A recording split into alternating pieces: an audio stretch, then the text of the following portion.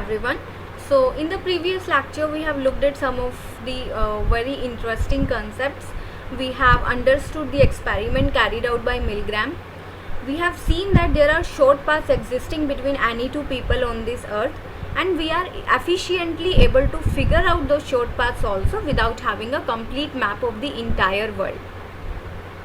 Then we tried to model all of these phenomenon. We have modeled the small worldness of our world using the Watt-Strogatz model, and then we have seen that the random Watt-Strogatz model was not sufficient. It was sufficient for explaining why our world is small, but it was not sufficient for explaining how people they are together able to find a path from one person to from themselves to some target person. So for that we have introduced a generalized version of Watt-Strogatz model that took into account the value of clustering exponent q. And we have also looked at the strategy people use to find out these short paths, though not in detail, but very at a very intuitive level we have seen that. So we have seen that if you need to forward a letter to someone, you are not simply going to give this letter to all of your friends, ask them to give this letter to all of their friends and so on. We have seen that there was some tunneling through the network. So I request you to look at okay, I'll show you the diagram again in case you have forgotten. Yeah, so here we have seen that there was some form of tunneling through the network. It was not a BFS kind of approach. You start from somewhere here, then you forward a letter to somewhere present in some other part and so on. And we are also seeing that distance it is increasing it is decreasing in an exponential way. So we have I have said that we are going to do a thorough proof for it. How does it actually happen? So that is what we are going to do in this lecture. We are going to see how actually does a decentralized search algorithm work. So before starting with a thorough analysis, there is a small point I would like to make. So we have given an intuition for this value of clustering exponent q to be 2, and it was for a two-dimensional system where your network was laid down in the form of a grid. So here I would like to emphasize that the value of your clustering coefficient or clustering exponent q, it is proportional to your dimension of the system. So the proof that we are going to do now, in that we are going to use a one-dimensional system for simplicity. We are assuming that all our nodes they are arranged in the form of a ring, which is a one-dimensional system. So we'll take our value of q to be equal to 1. So this is the system that is given to you. All the nodes they are arranged in the form of a ring, and every node is linked to one node on its left and one node on its right, for in the context of regular links. Now we need the formation of some long range contacts. So we take the value of k to be equal to 1, and every node makes one long range contact randomly to its neighbors. And the probability of making this long range contact is in accordance to our formula. So we have already seen that probability of a long range link between two nodes v and w, it was proportional to 1, it was inversely proportional to the distance between them raised to the power of q. So q in this case is 1. So in this case the probability that there is a long range link between two nodes is inversely proportional to the distance between them. The decentralized search algorithm that we will be using in this case is known as myopic search, and it is myopic search. It is, again, the name is self-explanatory, and the algorithm is also very simple. So first of all, the network, we are having a network in the form of a ring where everyone is connected to one person in a clockwise direction and another person in the anti-clockwise direction. Every node is having some long range contacts, as you can see in this figure. You are given a starting node S and a target node T, and your aim is to find out a path from S to T.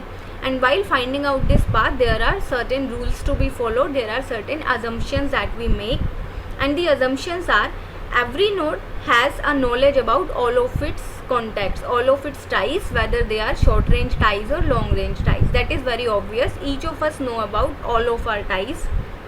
Second thing, all of you have a knowledge of how much far your neighbor is from the target. For example, A here knows that B is very far away from the target, but you will not have a knowledge about the long range contacts of your neighbor. So A in this case will simply know that B is very far away from the target. A do not have any idea that B has a long range tie with H, which is directly connected with I, which is in some other part of the world. So for solving this example, let us consider that our starting node is A and our target node is I. How does the algorithm proceed is, you look at your neighbors, you look at their distance from the target node, and then you jump to the neighbor which is closest to the target. So starting from A here has 3 neighbors, which is P and B connected with your short range ties, and D which is connected with a long range tie. You can see that the distance of D from the target I is smaller as compared to the distance of B and P, so A simply moves to D. D again looks at all of its neighbors, which are C, E and O, and realizes that E is the one closest to the target, so D jumps to E. Similarly, E jumps to F. F again looks at all of its neighbors, which are E, G and H, and F simply jumps to H, and H is directly connected to I. So here we get a path in accordance with the myopic search, which is from A you jump to D, to E, to F, to H, to I. Now the question is the myopic search an optimal searching algorithm? Does it return you the shortest path in the network? So I would like you to take a view of this network and try to see if there is some other path shorter than the path that we have discovered. Is there some other path shorter than the path A, D, E, F, H and I?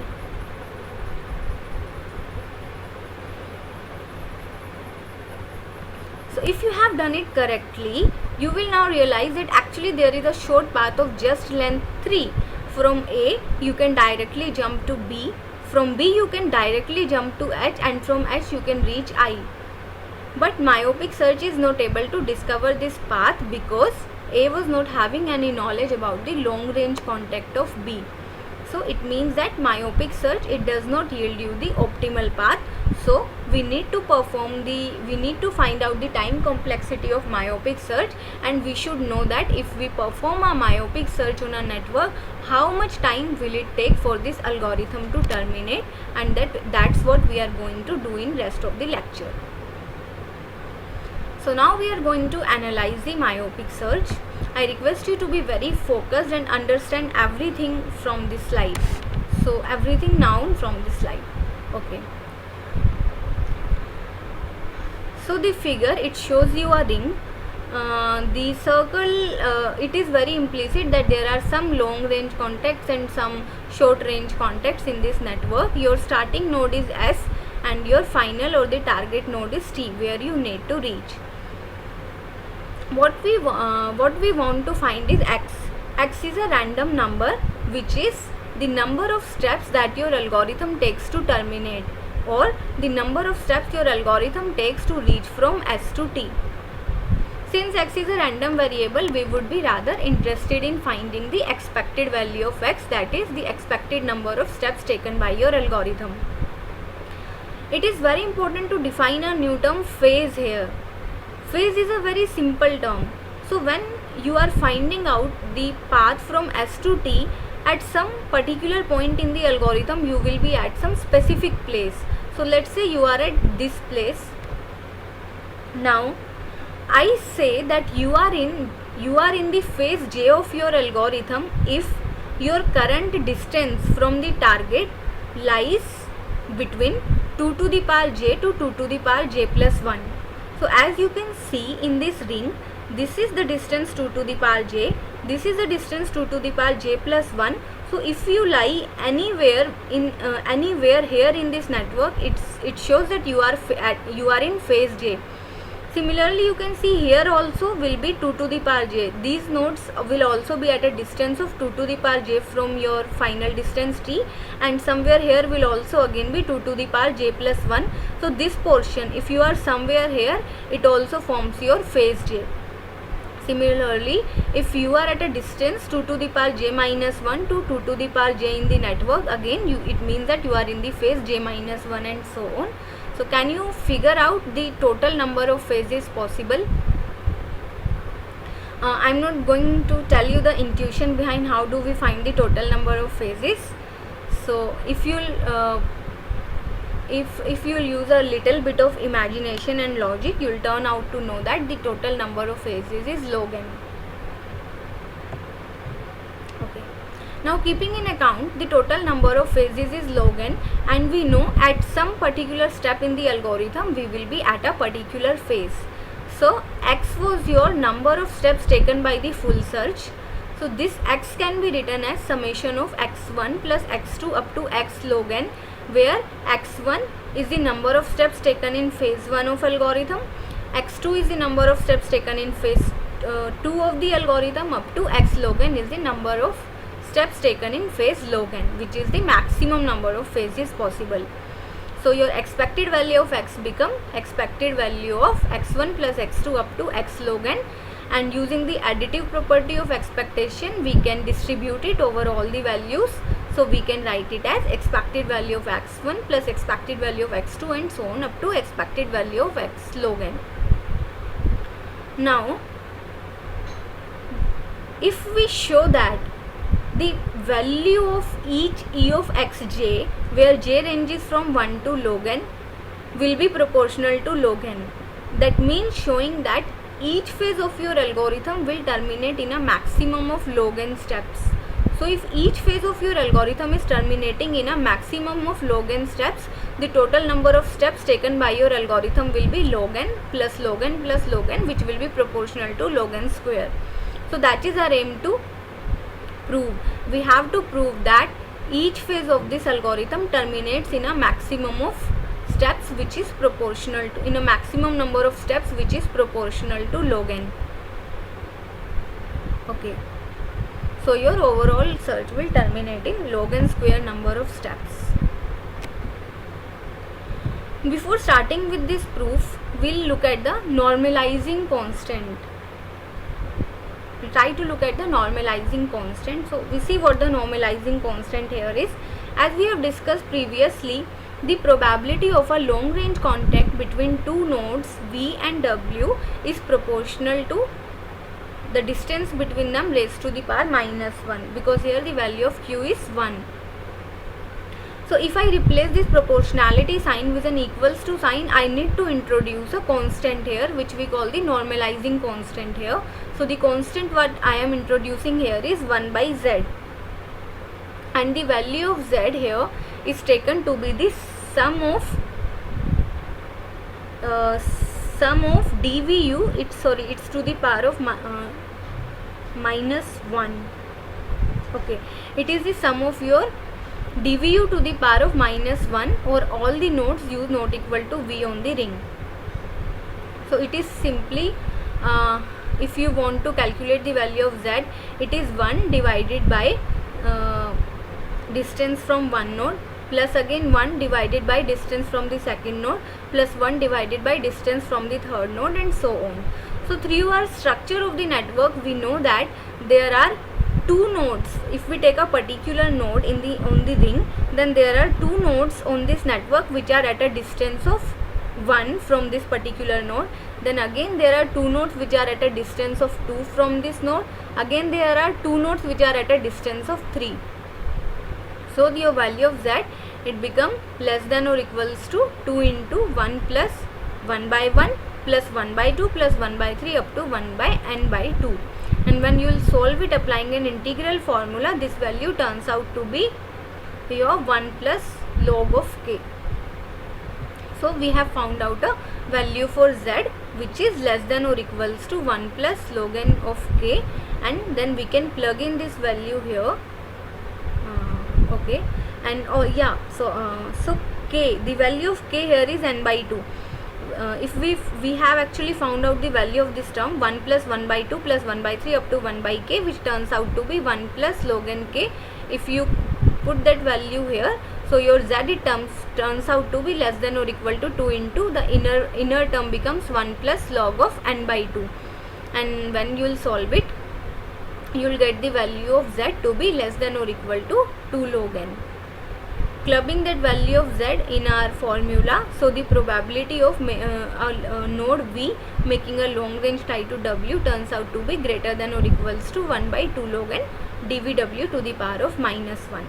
So we will be using this formula in the rest of our theorem. I again want to remind you that our overall aim is to prove now is that the value of Ej is proportional to log n for every value of j. That is, each of your phase terminates in a maximum of log n steps, and for proving this we are going to use this formula. Okay, so now for finding out the time taken in one phase of myopic surge, first let us try to understand when will a phase come to an end. So let us say I am currently here, I am currently at this node V, which is in phase j. So it is at a distance of 2 to the power j to 2 to the power j plus 1 from my target node. I want this phase to come to an end. If I want this phase to come to an end, suppose if I have a long range contact with a node which is at a distance of at most d by 2 from the target, so can I claim that my phase will come to an end? Please try to think it for 1 minute. After that I'll proceed.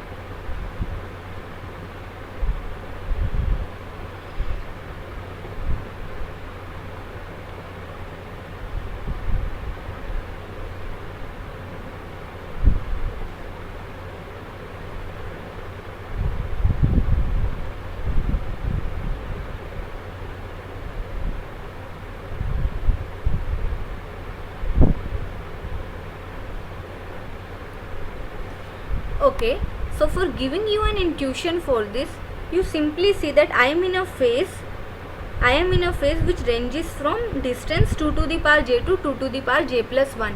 You can also observe that 2 to the power j is exactly half of 2 to the power j plus 1.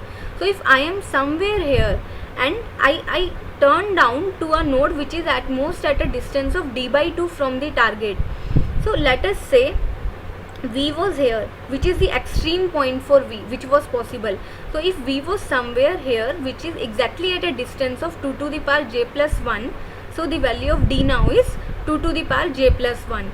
And if I jump to a node which is at a distance of at most d by 2 from your target, so it means that I am jumping to a place which is at a distance of 2 to the power j plus 1 by 2, which is at a distance of at most 2 to the power j from the target, which simply means that I am turning to the next phase.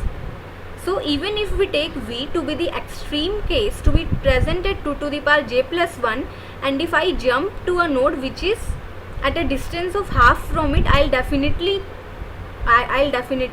come out of this phase and enter the next phase. So if V is again somewhere here at a distance d, so if I try to put it mathematically, it will like your d, it is less than or equal to 2 to the power j plus 1, and you are jumping to a node whose distance from the target is d by 2. It means whose distance from the target is maximum of is less than or equal to 2 to the power j plus 1 by 2, which is 2 to the power j. So obviously you will land somewhere here and your phase will come to an end. So my overall aim is to have a long range tie with a node which is at a distance of maximum d by 2 from your target node T. Let us see how do we go about it. So here is my node T. I want to jump to some node which is at a distance of at most d by 2 from it. So there are d by nodes here in the anti-clockwise direction from T, d by 2 nodes here in the clockwise direction from T. Let me call this set of nodes as I, which are at a distance of d by 2 from T. So there will be d plus 1 such nodes including T itself. D by 2 nodes here, d by 2 nodes here, and counting 1 for T. So it becomes a total of d plus 1 nodes. Now let's try to look at what is the probability of V having a tie with some of the node in this set. So we have already seen, now we are bringing that formula into use, that the value of z we have calculated, we bring that formula into use, and we now know that the probability of V making a link to one node in set I. Let me represent that node with the help of W. So let's take some node here, it is W. So let me look at the probability of V making a long range contact with W. It will be equal to 1 by 2 log n into distance between V and W to the power of -1. So now we need the value for this distance between V and W. So what will be the distance between V and W? Can you give a upper bound for this distance? So what can be the maximum possible value of this distance? Now we know that the node which is present at this extreme end is the one which is farthest from V. So the maximum value of this distance possible, this node W, it can be present from this extreme end to this extreme end. So the extreme value of W can be 3D by 2. Why D by 2 here? Plus I know V is at a distance of D from T. So D by 2 plus D, which turns out to be 3D by 2. So now we know that the maximum possible value of this distance is 3D by 2. So I can write that this term is greater than or equals to 1 by 2 log n into 1 divided by that value of dVW is 3D by 2, which becomes equal to 1 divided by 3D log n. So now this is the probability of V making a link to any of the nodes present in the set I. Now I do not need all of these links. Even V has one link to any of these nodes, it will suffice. So what I need is probability of V making at least one link in this set I, so by the additive property of probability, it will be equal to probability of making a link to a node here plus probability of making a link to this node here up to so on, and there are D plus 1 number of nodes. So taking the number of nodes to be D plus 1, which is approximately D, so the probability of V making at least one link in the set I turns out to be D into 1 by 3D log n, and both of the D cancels down. So this value comes out to be, irrespective of D, this value comes out to be 1 by 3 log n. So 1 by 3 log n turns out to be the probability that V makes a link to at least one node in the set I. And if V has a link to at least one node in the set I, we know that the phase J is coming to an end, because now we will follow that link and jump to the next phase. So we get this value for the probability of phase J coming to an end. Okay. Next, now we want the expected value for the number of steps for which phase J runs. So first let us try to find out the probability for phase J running for I steps. Now I know that at one particular step the probability of phase J coming to an end is this, and I want my phase J to run for I steps. So for running for I steps, my phase J should fail to find a long range tie for I minus 1 steps, and probability of happening that will simply be the multiplication of 1 minus 1 by 3 log n, which means that your phase has not come to an end I minus 1 number of times. So probability of happening that turns out to be 1 minus 1 by 3 log n to the power of I minus 1. So now I have simply found out the probability that my phase J runs for I steps.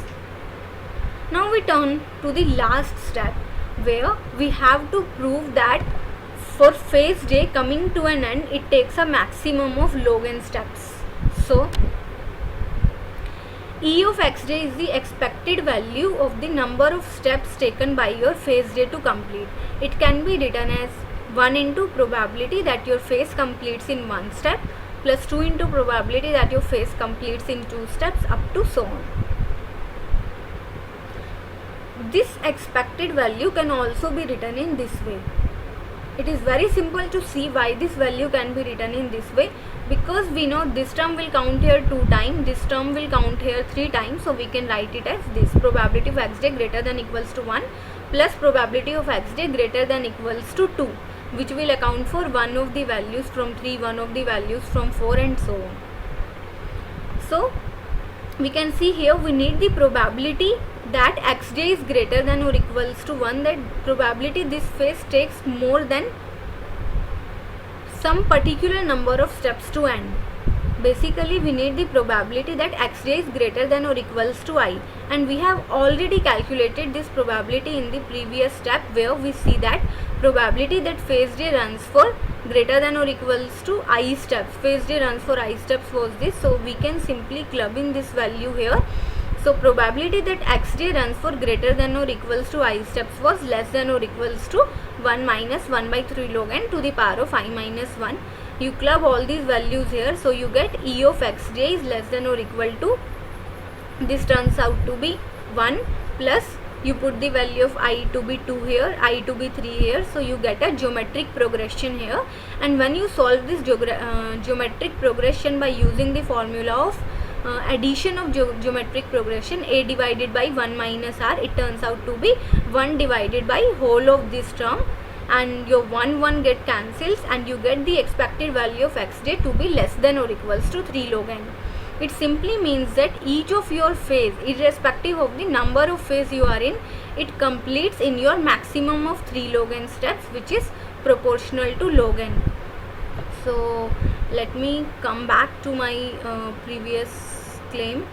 So yeah, so we have seen here, if we prove that each of these values is proportional to log n, my overall time taken for this search algorithm will be log n square, and we have proved that each of these values is less than or equal to 3 log n. So here we can see that each of these values is proportional to log n, so the time taken by your myopic search to terminate will be proportional to log n square.